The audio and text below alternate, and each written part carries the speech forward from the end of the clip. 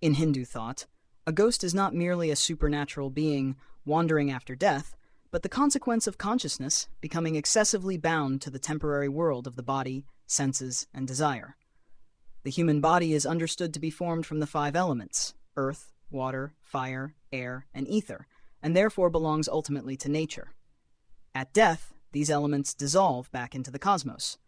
Yet what often refuses to dissolve is attachment. When a person spends an entire lifetime identifying only with bodily cravings, possessions, ego, power, lust, greed, or obsession, the mind becomes incapable of release.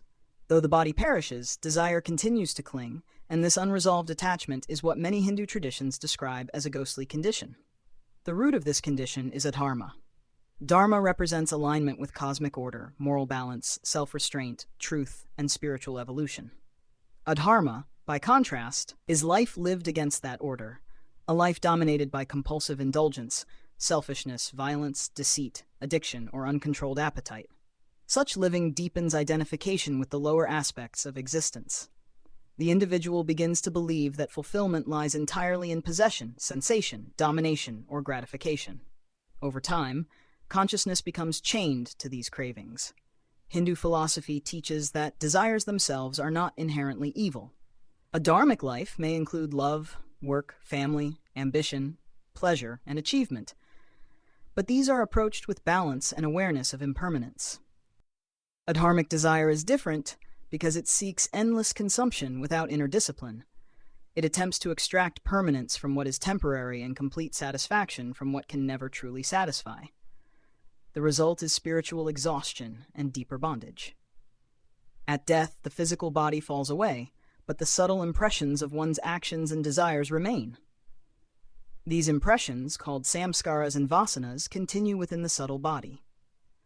If the mind has cultivated detachment and harmony, consciousness moves onward naturally.